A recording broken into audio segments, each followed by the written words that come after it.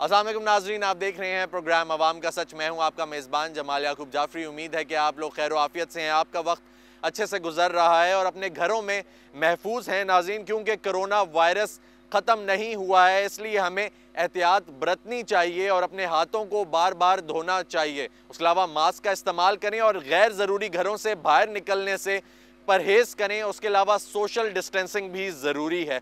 नाज़रीन, ये बात हम लोग बार बार इसलिए कहते हैं ताकि एहतियात की जाए और अपने अहलो अयाल का और अपने माशरे का और इस मुल्क का ख्याल भी किया जाए नाज़रीन, क्योंकि स्कूल, कॉलेजेस, यूनिवर्सिटीज़ मरहलावार खोले जा रहे हैं। इसलिए बच्चों को एहतियात करनी बहुत ज़रूरी है। उनको बताएं कि मास्क पहनना कितना ज़रूरी है। उसके अलावा हाथों को बार बार धोएं और किसी गैर ज़रूरत के वाली जगह पे, गैर ज़रूरी जगह पे हाथ ना लगाया जाए।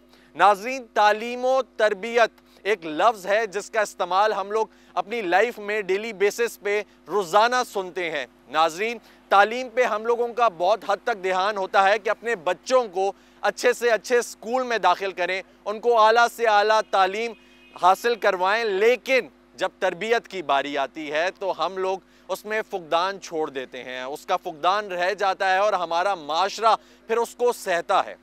जबकि तालीम के साथ साथ तरबियत भी बहुत ज़रूरी है और तरबियत जो है वो माँ की कोख से शुरू होती है और तालीम को अमली जामा तरबियत ही पहनाती है।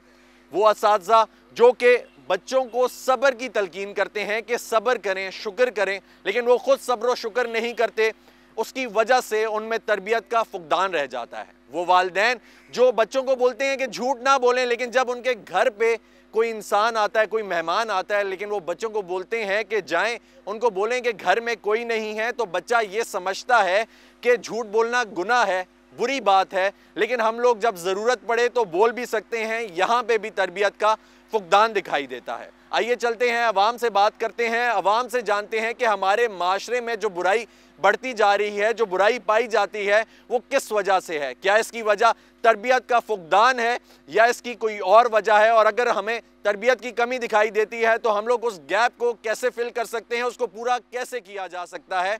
हमारे साथ रहिएगा। अस्सलाम वालेकुम जी, अपना तारुफ कराएंगे। शाह वली अचकज़ई नाम है, कोयटा से बिलोंग करता हूँ। अच्छा जी, शाह वली साहब, मुझे ये बताएंगे कि तरबियत कितनी ज़रूरी है तालीम के साथ? असल चीज़ जो है तालीम तो ओवरऑल इतना इफ़ेक्ट नहीं करता है जितना तरबियत इफ़ेक्ट करता है ना, क्योंकि पुराने दौर में हमारे यहाँ भी जो तालीम के साथ तरबियत जो इदारा होता था ना, तो साथ में तरबियत जो इदारा था वो धीरे धीरे वो ख़त्म हो गए हैं।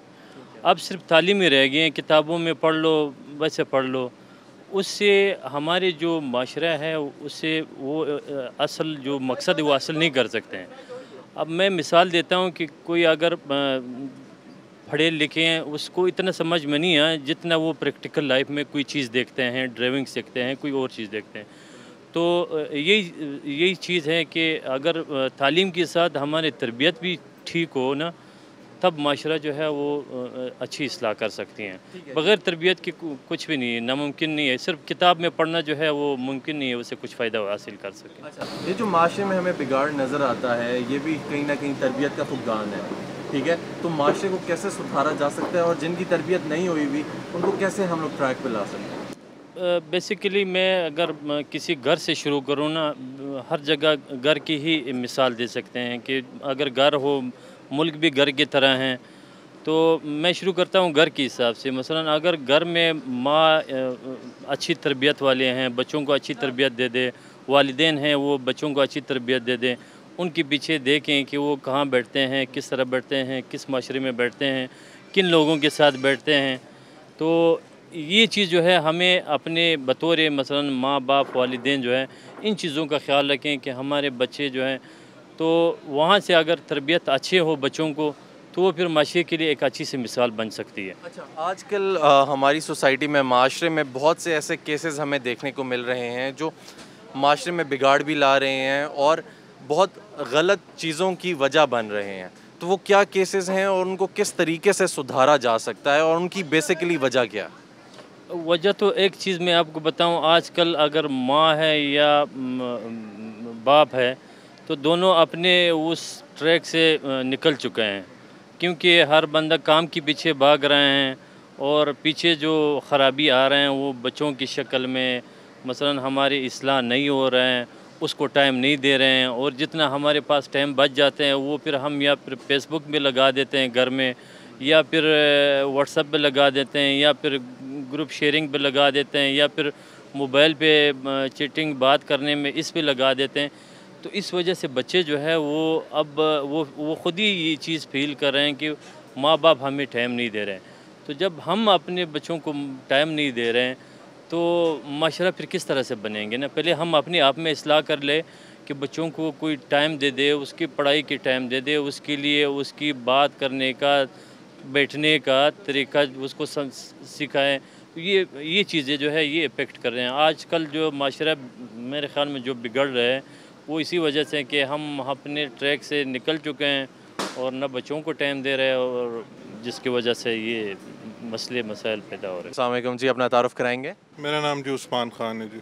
अच्छा जी, उस्मान भाई मुझे ये बताएं कि आपको आजकल देखने को मिलता है कि तालीम आम है, ठीक है, बहुत ज़्यादा लोग एजुकेशन भी हासिल कर रहे हैं, पीएचडीज़ भी कर रहे हैं और आम होती जा रही है हर जगह, और एक ही स्लोगन होता है कि तालीम को आम करो, तालीम को आम करो।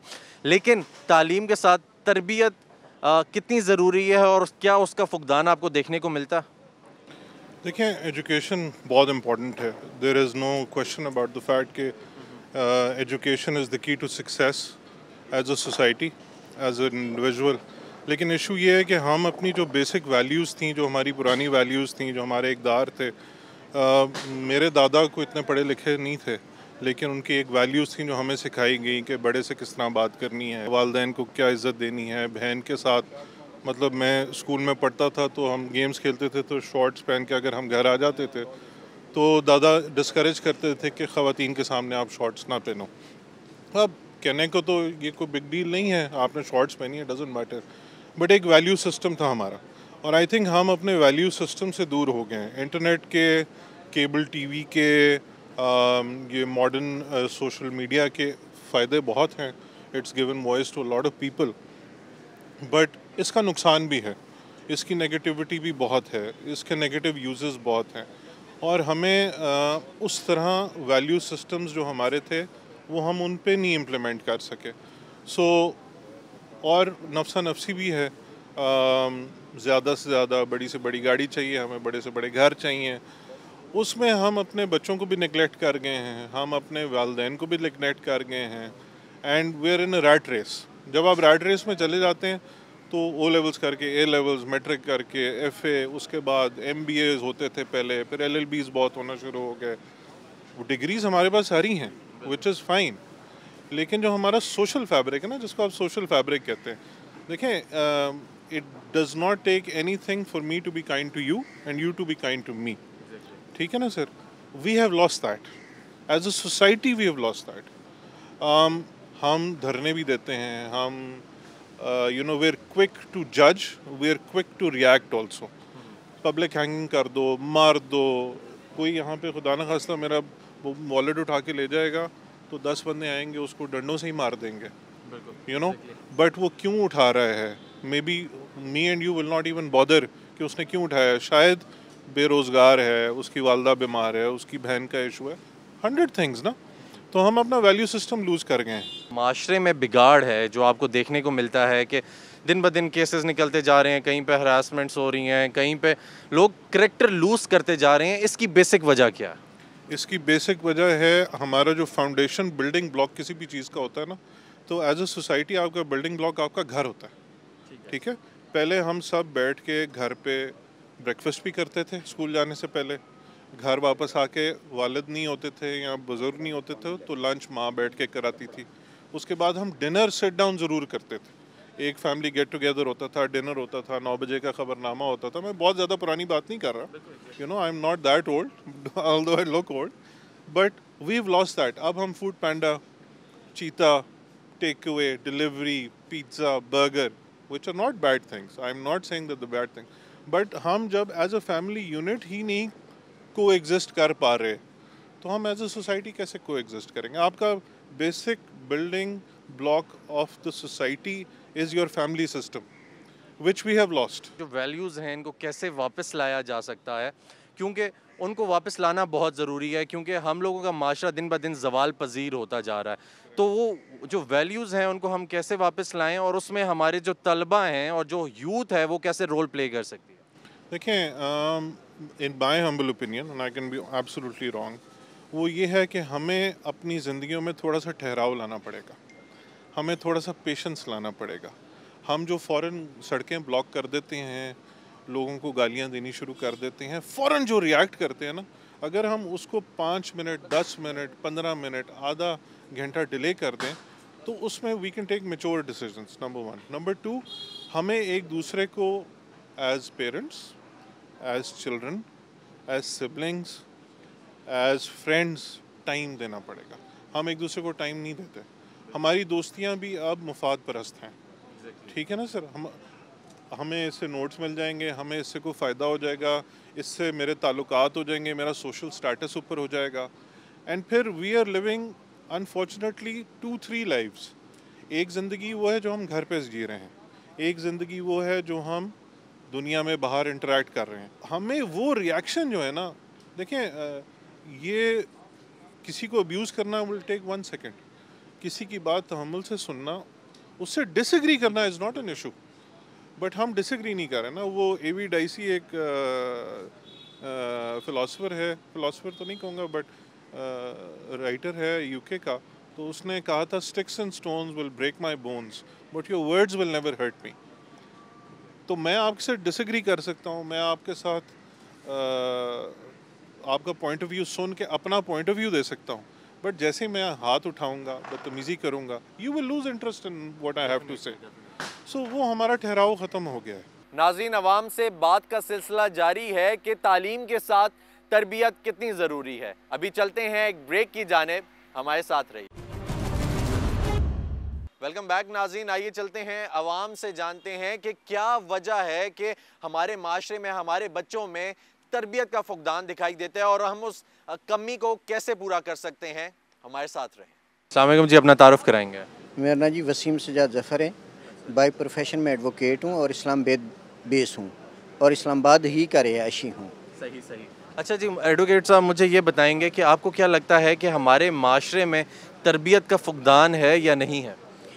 बेसिकली कोई भी मुआशरा, उसकी जो इकाई है वो फैमिली से शुरू होती है। वालदैन उस मुआशरे की बुनियाद रखते हैं। जब वालदैन के पास आजकल टाइम ही नहीं है तो फिर वो मुआशरे की इब्तिदा कैसे कर सकेंगे? ज़ाहिरी बात है कि सारा दिन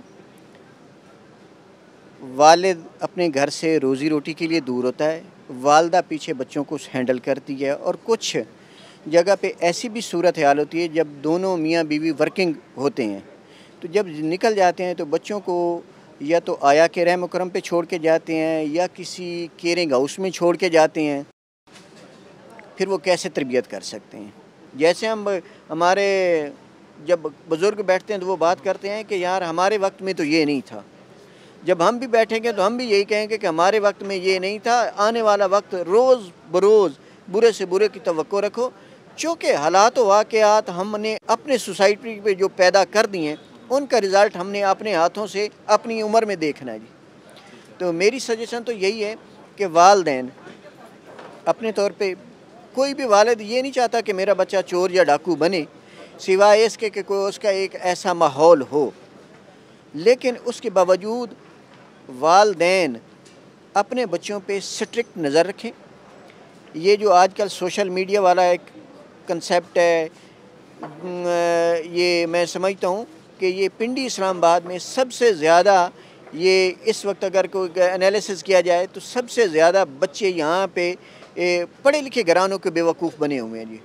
इस वक्त आइस का नशा ज़्यादा इस्लामाबाद में कर रहे हैं, बेहूदगी यहाँ पे ज़्यादा है। बच्चों के साथ किसी के साथ बंदा बात कर ले तो कहते हैं आप कौन होते हैं जी। यही चीज़ इफ़ेक्ट करने के लिए कि मैं ख़ुद एक वालिद हूँ, मैं चाहूँगा कि बच्चों के ऊपर नज़र रखें, उनका माहौल ठीक रखें, उनकी जो कंपनी है स्कूल में चेक करें कि वो बच्चा किस कैटेगरी के बच्चों के साथ बैठता है। अगर वो सपोज़ आउटिंग के लिए जाता है, शाम को लाजमन बात है बच्चे निकलते हैं फुटबॉल ग्राउंड में खेलने कूदने के लिए, तो उसके ऊपर नज़र रखें कि बच्चे की कंपनी क्या है। अच्छा, मुझे ये बताएंगे कि जो आजकल बिगाड़ है बहुत ज़्यादा हमारे माशरे में, ठीक है, तो वो चाहे करेक्टर वाइज है, ठीक है, चाहे वो आप किसी और चीज़ को लेकर देख लें, तो उसकी क्या वजह है? बेसिकली ये जो अब हमारी सोसाइटी एक तो ख़राब हो गई है, तो इसकी वजह क्या है? उसको टैकल जो है हम लोग अब जो बिगड़ गए हैं उनको कैसे सुधारा नहीं, जा सकता? अभी भी वो जो कहते हैं ना, अभी भी इनको ठीक किया जा सकता है। जो बिगड़ गए हैं इनको इस वक्त भी ये इतनी बुरी पोजीशन नहीं है, अगर कंपेयर टू बाकी दुनिया से किया जाए तो ये इतनी बुरी पोजीशन नहीं, लेकिन सिर्फ ये है कि इस वक्त इन बच्चों की थोड़ी सी आज़ादी को सलब किया जाए। बाप का हुक्म चलना चाहिए, माँ का हुक्म चलना चाहिए, और ये दोनों जब माँ बाप बैठे हों तो कम से कम जो एक बंदा बात करे तो दूसरा बात उसको ओन करे, उसमें इंटरफेरेंस नहीं होना चाहिए। माँ कहती है तो बाप को खामोश रहना चाहिए, जो कर रही है वो ठीक कर रही है, माँ ठीक कह रही है। जब बाप कह रहा हो तो फिर माँ को कहना चाहिए कि ये माँ ठीक कह रही है। इम्प्लीमेंटेशन होनी चाहिए, एहतराम नहीं, इम्प्लीमेंटेशन होनी चाहिए कि जो कह दिया ये होगा। ऐसी सूरत हाल में हम बड़ी तवक्को रखते हैं कि ये बच्चे सुधर सकते हैं इस वक्त भी। चले, बहुत शुक्रिया जी, थैंक यू। अस्सलाम वालेकुम जी, अपना तारुफ कराएंगे। वालेकुम सलाम, मेरा नाम डॉक्टर बिलाल है और मैं चाइल्ड स्पेशलिस्ट हूँ। अच्छा डॉक्टर साहब, मुझे ये बताएंगे कि जो हमारे माशरे में बिगाड़ आ रहा है, ये आपको क्या लगता है कि ये तरबियत की कमी है या कोई और वजह? असल में जो चीज़ जहाँ से इसकी बुनियाद है ना, वो इसकी पेरेंटिंग से बुनियाद है। कि आजकल पेरेंट्स जो हैं वो अपने बच्चों की एक तालीम पे तो बहुत फोकस करते हैं, हमारा बच्चा अच्छे स्कूल में जाए, हमारा बच्चा बीकन हाउस में पढ़े, एजुकेटर्स में पढ़े, लेकिन वो बच्चे को उस टाइम नहीं देते कि जब बच्चा घर आता है तो उसको टाइम नहीं देते कि बच्चा क्या कर रहा है। आपने उसको बहुत ज़्यादा आज़ादी दे दी है। बच्चों के पास अपने फ़ोन है, 5-6 साल का बच्चा होता है, बच्चा अपना फ़ोन लेके फिर रहा है, उसकी जो एक्सेस है वो अनलिमिटेड है। आपने उसको कंट्रोल नहीं किया, आपने उसको एजुकेट नहीं किया। एक तो ये चीज़ है। दूसरी चीज़ कि हमारे माशरे में जो एजुकेशन है, तालीम के अलावा एजुकेशन, एक जो एटिकेट्स हैं, जो मैनरिज़म है, आप बाहर के मुल्कों में देखें, अब जिस तरह सिंगापुर की मिसाल लें, वहाँ पे जब एक नौजवान 17-18 साल का होता है तो उसको 2 साल ट्रेनिंग करवाई जाती है, ठीक है। उसको 2 साल के अंदर बताया जाता है कि आपने उठना कैसे, आपने बैठना कैसे, आपने खाना कैसे खाना है, आपने मिलना कैसे। इन शॉर्ट वो कहते हैं कि we teach how to become a man from a boy. तो ये चीज़ जो है ना, जो एटिकेट्स और ये तरबियत, ज़ाहिर है ये वालिदैन की ज़िम्मेदारी है। आजकल हम लोग कैसे इन लोगों में अवेयरनेस डेवलप कर सकते हैं? चलें, कुछ लोग एजुकेटेड हैं, अगर आप उनको कुछ बताएंगे तो वो शायद समझ भी जाएं। कुछ लोग पढ़ के भी नहीं सीखते, उनको हम पढ़े लिखे जाहिल कहते हैं, ठीक है, तो उन लोगों में कैसे इस चीज़ की अवेयरनेस डेवलप की जा सकती है? देखें, उसकी भी जो बुनियाद है ना, वो पेरेंट्स से शुरू होती है। जो पेरेंट्स करेंगे घर में, जो एक्शंस वो करेंगे, बच्चा उसी को कॉपी करेगा। एक तो ये चीज़। दूसरी चीज़ जो आप देख रहे हैं आजकल के बहुत ज़्यादा चीज़ें हाईलाइट हो रही हैं मीडिया के ऊपर, तो इसमें भी रोल है कि हमारे यहाँ सेक्स एजुकेशन का कोई वो कंसेप्ट ही नहीं है। बच्चे को नहीं बताया जाता कि क्या चीज़ें हैं, क्या किस तरह अपने चीज़ों को लेके चलना है, किस तरह अपने चीज़ों को कंट्रोल करना है। तो इस चीज़ पे भी काफ़ी हमें काम करने की ज़रूरत है। अच्छा, तो आपको क्या लगता है कि ये इन केस अगर आप लोग रिलीजन के साथ टच करके सोसाइटी को चलाएं, ठीक है, लिंक करके दोनों को चलाएं, तो ये चीज़ बेहतर हो सकती है? बिल्कुल बेहतर हो सकती है। देखें, इसमें मेन रोल जो है वो वालिदैन का ही आएगा, ठीक है, कि वो अपने बच्चे को किन चीज़ों की तरफ लेके जाते हैं, किस चीज़ों से मना करते हैं, और अपने घर का माहौल वो किस तरह का रखना चाहते हैं। अगर बच्चे के वालिदैन जो हैं वो नमाज़ पढ़ेंगे तो बच्चा उनको देखा देखी खुद उसका दिल करेगा, उसको एक्शन को कॉपी करेगा।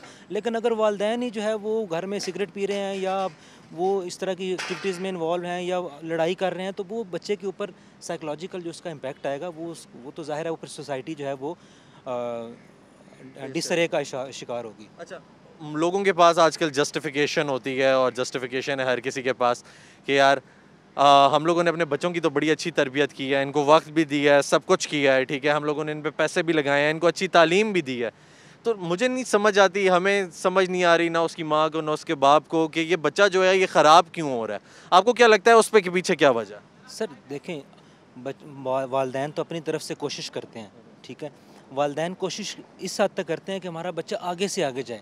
वालिदैन ये नहीं चाहते कि हमारा बच्चा अच्छा इंसान बने, वालिदैन चाहते हैं कि हमारा बच्चा एक्सेल करे। आप ये इसकी मिसाल ऐसे ले लें कि अगर एक क्लास में एक बच्चा सेकंड आता है ना, तो वालिदैन कहते हैं कि बेटा तू सेकंड क्यों आया, फर्स्ट क्यों नहीं आया। मतलब ये जो एक कंपैरिजन है ना करैक्टर बिल्डिंग में और एक अच्छा इंसान होने में, हम उसके ऊपर फोकस नहीं करते। हम कहते हैं कि अगर आप स्टूडेंट को देख लें ना, स्टूडेंट में भी इतनी जेलसी पाई जाती है कि अगर एक स्टूडेंट अच्छा पढ़ रहा है तो उसकी जो ना कोई बुक लेग पुलिंग करना, ये सारी चीज़ें, तो ये यहाँ से सारी इब्तदा होती है। तो जब तक ये सारा सिस्टम इसको अच्छे तरीके से नहीं रिस्ट्रक्चर किया जाएगा, उनको एजुकेशन, रियल एजुकेशन, डर भी नहीं है इनको किसी का? डर तो ज़ाहिर है आपको यहाँ पे किसी को भी डर नहीं है, क्योंकि आपके जो पावरफुल है उसके लिए यहाँ का कोई कानून नहीं है। कानून तो है, इम्प्लीमेंटेशन नहीं है। तो ज़ाहिर है जब तक इसको हम रूट कॉज को नहीं पकड़ेंगे और तब तक ज़ाहिर है इसमें चीज़ों में बेहतरी बड़ी मुश्किल है, वरना बिगाड़ का शिकार होंगे। ठीक है जी, बहुत शुक्रिया जनाब आपका डॉक्टर साहब। नाज़रीन, इसके साथ वक्त हुआ है एक ब्रेक का, चलते हैं ब्रेक की जानिब, हमारे साथ रहे। वेलकम बैक नाज़रीन, हमारे साथ मौजूद हैं इमन खान। इनसे बात करते हैं कि इनको क्या लगता है कि हमारी सोसाइटी में, हमारे माशरे में तरबियत की कमी है तालीम होने के बावजूद भी या नहीं? कैसी हैं आप? ठीक हैं? मैं बिल्कुल ठीक, अल्हम्दुलिल्लाह। आप कैसे हैं? मैं भी ठीक हूँ, अल्लाह का शुक्र। मुझे ये बताएंगी इमन के आपको क्या लगता है कि हमारा जो माशरा है वो ज़वाल पजीर क्यों है, और क्या हमारे माशरे में ज़्यादा फोकस जो है वो एजुकेशन की तरफ किया जा रहा है लेकिन तरबियत की तरफ नहीं किया जा रहा? आप लोग उनको तालीम तो दे रहे हैं लेकिन तरबियत, क्योंकि तालीम और तरबियत साथ साथ चलती है, तो वो ज़रूरी है या नहीं है? एक्चुअली बात ये है कि पेरेंट्स जो हैं वो चाहते हैं हर बच्चा जो है हमारा इस मुल्क में तरक्की करे, लेकिन वो उसको ह्यूमैनिटी के बजाय पैसे दे के ख़राब कर रहे हैं। फ़र्स्ट ऑफ ऑल उसको तरबियत नहीं दे रहे, वो बस उसमें मैं आ जाती हूँ कि बस मैं हूँ, मुझे आगे जाना है, मेरे पेरेंट्स मुझे दे रहे हैं, और जिसमें टैलेंट भी होगा ना वो बच्चा कभी भी आगे नहीं जाएगा, बिकॉज़ क्योंकि लोग पैसे दे के सीट्स ख़रीद लेते हैं और उनको मतलब पढ़ाई नहीं करनी होती, लेकिन वो फिर भी मतलब आगे क्वालिफाई कर जाते हैं, और इंस्टेड जो बच्चे टैलेंटेड होते हैं वो पीछे रह जाते हैं। और दूसरा, अच्छा मुझे ये बताएं कि क्योंकि हमारी जो सोसाइटी है, ठीक है, उसमें आपको बहुत सारे ऐसे केसेस डेली बेसिस पे मिलने को देखने को मिलते हैं कि जिसमें वो हाईली एजुकेटेड होते हैं लेकिन वो क्राइम सीन्स में इन्वॉल्व होते हैं, ठीक है, वो हाईली एजुकेटेड होते हैं, वो हरासमेंट केसेस में इन्वॉल्व होते हैं, वो हाईली एजुकेटेड होते हैं, ठीक है, लेकिन उनको उठने बैठने की तमीज़ नहीं होती। क्या वजह है इसके बिल्कुल एंड में बात करूँगी ना, अगर आप डेप्थ में जाएँ तो इसका बेसिक रीज़न है पैसा। पैसा जो है ना वो हरासमेंट केसेस में भी फंसा देता है, क्योंकि बच्चे अयाशी की तरफ चले जाते हैं, स्टडी की तरफ फोकस नहीं होता। डिग्रीज तो उनके पास होती ही हैं लेकिन उनका ह्यूमैनिटी की तरफ कोई फोकस नहीं है, उनको बुरे और भले का नहीं पता होता, तो वो ज़्यादा जो है अयाशी की वजह से इस तरफ चले जाते हैं। तो और इधर तरबियत लैक नहीं करती कि पेरेंट्स ने अगर उनको ये बताया हो कि मनी इज़ नॉट एवरीथिंग, ठीक है, आप लोगों ने करेक्टर अपना ठीक करना है, आपने सोसाइटी में मूव करना है जिधर आप रहते हैं, आपको क्या लगता है? तो यहाँ पे पेरेंट्स की बात भी आ जाती है ना, उनको सबसे पहले ह्यूमैनिटी सिखानी चाहिए। हमारे सुन्नत नबी सल्लल्लाहु अलैहि वसल्लम बतानी चाहिए कि हमें बच्चों को कैसे ट्रीट करना है, और उनकी ग्रूमिंग हर स्टेप पे है। ये नहीं कि आप बड़े हुए तो उनको छोड़ दो, इनफैक्ट जब वो बड़े हुए हैं तो उनको आपके ज़्यादा क्लोज होना चाहिए, और पेरेंट्स को पता होना चाहिए, उनको गैप नहीं रखना चाहिए कि आप मेरा बच्चा क्या कर रहा है। उनको एतमाद में लें, उनसे अच्छा भला बुरा पूछें, उनको बताएं, और उनकी हर एक्टिविटीज़ पे फोकस करें, और उनको सोशल मीडिया से भी थोड़ा सा गैप दिलाएं। लेकिन ये आजकल के दौर में पॉसिबल नहीं है, क्योंकि मुकाबलेबाजी बहुत ज़्यादा चल रही है, हर जगह पे यही सब कुछ हो रहा है। अच्छा, तो दिन ब दिन ज़माना जो है वो ज़वाल पजीर है और इन्वॉल्वमेंट उसमें बहुत ज़्यादा यूथ की है, आपको नहीं लगता यंगस्टर्स इन्वॉल्व हैं, ठीक है, क्योंकि पहले तो बड़ी वैल्यूज़ हुआ करती थी लोगों में, अब वैल्यूज़ क्यों नहीं है, और वो जो हमारी सोसाइटल हमारा जो कल्चर था और वो वैल्यूज़ थी उनको हम क्यों भुला गए हैं? क्योंकि हम अपना कल्चर भुला के ना गोरों को फोकस करने लग गए हैं, मेरा तो यही आइडिया होगा। बाकी ये है कि हमारा जो करेक्टर है वो क्यों वीक होता जा रहा है? इस बारे में मतलब हर इंसान अगर ख़ुद को ठीक करना शुरू कर देना और दूसरों में बात बनाना छोड़ दे, क्योंकि कोई भी इंसान परफेक्ट नहीं होता है, तो मेरे ख्याल से बुराई ख़त्म ही हो जाएगी। अस्सलाम वालेकुम जी, अपना तारुफ कराएंगे?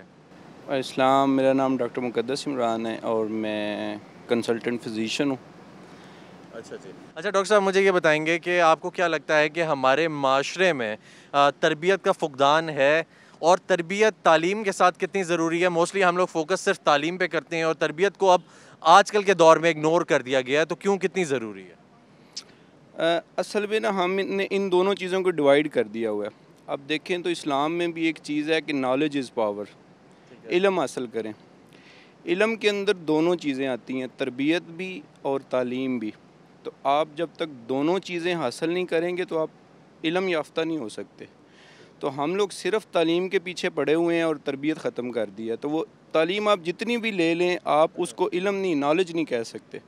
नॉलेज तभी आता है कि जब आप इन दोनों चीज़ों को इकट्ठा करेंगे, तो उस वक्त ही फिर नॉलेज की कमी है ना बेसिकली। इन दोनों में से एक कंपोनेंट भी कम है तो आपके पास नॉलेज नहीं है। ठीक है जी। तो असल में आपको सोसाइटी में बेसिकली तमीज़ नहीं देखने को मिलती, अच्छे बुरे में लोग नहीं कर सकते, उनको पता नहीं है कि कैसे करेंगे। अच्छा, मुझे ये बताएंगे कि जो माशरे में आप देखते हैं कि डिफरेंट केसेस आजकल निकल रहे हैं और बहुत ज़्यादा हर्ट करने वाले केसेस हैं, ठीक है, आपको क्या लगता है कि ये जो वजूहात हैं ये क्या हैं? ये तरबियत की कमी है, कोई और वजह है, क्या चीज़ है? ये तो 100% तरबियत की कमी है ना। तरबियत सिखाती है कि आपके अंदर हवस नहीं आनी चाहिए। हवस सिर्फ जिनसी नहीं होती, हवस पैसे की आजकल बहुत ज़्यादा है। जब पैसे के पीछे हवस आ जाएगी, उसके पीछे आप देखेंगे खुश रहना हमने छोड़ दिया है ना। तरबियत यही सिखाती है कि आप कितने सेटिस्फाई हैं। जब तक आप सेटिस्फाई नहीं होंगे तब तक आपके पास तालीम भी नहीं आएगी, तरबियत भी नहीं आएगी। आपके अच्छे पेरेंट्स हैं तो वो आपको दोनों चीज़ें देंगे। जब दोनों चीज़ें आ जाएंगी, ऑटोमेटिक तालीम आ जाएगी और आपके अंदर सेटिस्फेक्शन आ जाएगी। सेटिस्फेक्शन आएगी तो हवस ख़त्म हो जाएगी। ठीक है, तो मुझे ये बताएं कि ये जो बिगाड़ है हमारे माशरे में, इसको कैसे सुधारा जा सकता है और इसमें हमारा जो यूथ है, जो आजकल का यंगस्टर है, ठीक है, वो कैसे इसमें कोई रोल अच्छा पॉजिटिव प्ले कर सकता है? और क्योंकि बिगाड़ तो उसी में आ रहा है ना, तो उसको कैसे बेहतर किया जा सकता है? एक नस्ल लगेगी पूरी, जो सही बात है। तो यूथ जो भी है, जिनकी अब शादियां हो रही हैं, आप अपने से बड़ों को तो वो उसके पीछे लग जाएंगे तो वो तो आप सीधा नहीं कर सकते। सबसे पहले आपने अपने आप को ठीक करना है। आप अपने आप को ठीक करें और अपने बच्चों की तरबियत ठीक करें। आपकी देखा देखी कम से कम 1 या 2 बंदे भी ठीक होना शुरू हो जाएं तो वो एक चेन बन जाएगी। आप ख़ुद को ठीक करें, बच्चों को ठीक करें, वो चेन को कंटिन्यू करवाएं। आपको किसी, फॉर एग्ज़ाम्पल हमारे सारे घरों में नौकर काम करते हैं, तो आप अपने बच्चों के साथ उन नौकर जो होते हैं उनके बच्चों को भी वैसे ट्रीट करें जैसे अपने बच्चों को करते हैं। वो चेन आप एक दे देंगे तो वो ऑटोमेटिक कुछ अरसे के बाद आपको तब्दीली महसूस होना शुरू हो जाए। चलें, बहुत शुक्रिया जी, थैंक यू सो मच। अस्सलाम वालेकुम जी, अपना तारुफ कराएंगे? मेरा नाम नईमुल्लाह ख़ान है। अच्छा नईम भाई, मुझे ये बताएंगे कि आपको क्या लगता है कि जो हमारा माशरा है, हमारी सोसाइटी है, इसमें कहीं पे तरबियत का फुकदान है?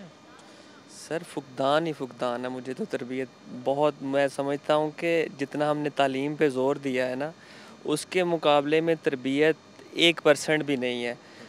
अब आप देखें सारी दुनिया में एक लोगों को बड़ा एहसास एक पहले से हो चुका है कि बेसिक जो चीज़ है वो तरबियत है। हम अपने बच्चों को पढ़ाते भी हैं, उनको 16 साल तालीम दिलवा के उसके बाद फिर वो 3-4 साल कहीं पे ऐसी ट्रेनिंग उनको लेनी पड़ती है। लाइक अगर कोई पढ़ता भी है, लाइक लॉयर है या कोई चार्टर्ड अकाउंटेंट है, वो पढ़ता है तो उसको 3 साल 4 साल कहीं पे मार खानी पड़ेगी। पहले 6 साल वो अपनी स्टडीज़ में लगाए, उसके साथ वो 3-4 साल वो तरबियत में लगाए, फिर जाके उसका कैरियर स्टार्ट होगा। तो उसके अलावा भी हमें बहुत सारी तरबियत, माशरे में अखलाकियात के लिए बहुत सारी ट्रेनिंग की ज़रूरत है। और हमने किस तरह से लोगों के साथ बिहेव करना है, कैसे उनके साथ चलना है, हम बिल्कुल, मुझे ख़ास तौर पे इंतहाई ये मतलब अफसोस के साथ मैं अपने इर्द गिर्द जब माहौल देखता हूँ तो मुझे तरबियत बहुत कम नज़र आती है, मतलब ना होने की तरह। ठीक है, तो आपको क्या लगता है कि वालिदैन का क्या किरदार होना चाहिए इस तरबियत में और कहाँ तक उनकी ज़िम्मेदारी बनती है कि वो बच्चों को एक अच्छी तालीम के साथ साथ अच्छी तरबियत भी दें? सर ज़िम्मेदारी बेसिक बनती उनकी है। बच्चा पहले दिन दुनिया में आता है तो माँ की गोद में आता है, साथ में बाप होता है, वहाँ से उसका ज़िंदगी का आगाज़ होता है और ज़िंदगी का ज़्यादातर वो हिस्सा अपने माँ बाप के साथ गुजारता है, शुरू से लेके स्पेशली तब तक जब तक वो खुद अपने पाँव पे खड़ा नहीं हो जाता। तो इसमें बेसिक सबसे पहला रोल अपने माँ बाप का है, जिन्होंने बच्चों को ये एहसास भी दिलाना है कि तरबियत कितनी ज़रूरी है आपकी ज़िंदगी में उनको, क्योंकि वो खुद एक प्रैक्टिकल लाइफ से गुजर चुके होते हैं, जो खुद जिस चीज़ में उन्होंने स्ट्रगल किया है, उनको कोशिश करनी चाहिए बच्चों को वो चीज़ें दिखाएं, वो चीज़ें सिखाएं कि उनके बच्चों को ना स्ट्रगल करनी पड़े। तो जितना बेसिक जो है इसमें वो रोल ही पेरेंट्स का है, उसके बाद बाकी टीचर्स, और फिर बंदा जब बड़ा हो जाता है, जब 30 साल 35 साल 40 साल जब मार खाने के बाद फिर तो बंदा खुद ट्रेंड हो जाता है, फिर उसके बाद मतलब बंदे ने इतनी मुश्किलात फेस की होती हैं कि बंदा काफ़ी हद तक ट्रेंड हो चुका होता है। लेकिन एक ज़िंदगी का एक जो गोल्डन एक टाइम है ना, इसमें हमें ये एहसास नहीं होता कि अगर सपोज़ मैंने 40 साल अगर कहीं पे मार खाई है तो मेरी ज़िंदगी के 40 साल ख़त्म हो गए, उनको कौन वापस लौटाएगा? जो मैं ज़लील हुआ हूँ जो बाकी पिछली ज़िंदगी में, या कोई भी बंदा है वो पिछली ज़िंदगी अगर उसने सफ़र किया है तो वो 40 साल कौन वो लौटाएगा? उसको हम कभी अपनी ज़िंदगी में कैलकुलेट नहीं करते कि यार मेरी ज़िंदगी के 40 साल चले गए। ठीक है जी, थैंक यू सो मच। नाज़रीन, हमने अवाम की राय जानी। अवाम का कहना है कि हमारे बच्चों में बुनियादी तरबियत की कमी है और तरबियत का फुकदान दिखाई देता है। हमारे वालिदैन को चाहिए कि बच्चों और वालिदैन के बीच में गैप ना लाएं। सोशल मीडिया की वजह से वालिदैन और बच्चों के बीच में बहुत हद तक फ़र्क आ चुका है, जिसकी वजह से बच्चे अपने वालिदैन को कुछ नहीं बता सकते और वालिदैन जब थके हारे घर आते हैं तो वो मोबाइल लेकर बैठ जाते हैं और वो बच्चों से नहीं पूछते कि उन्होंने दिन कैसा गुजारा, क्या अच्छा है क्या बुरा है। नाज़रीन, तहजीब सिखाती है इंसान को जीने का सलीका। तालीम से जाहिल की जहालत नहीं जाती। इसी के साथ अपने मेज़बान जमाल याकूब जाफरी को इजाज़त दीजिए। इंशाअल्लाह फिर मुलाकात होगी, तब तक के लिए अल्लाह हाफ़िज़।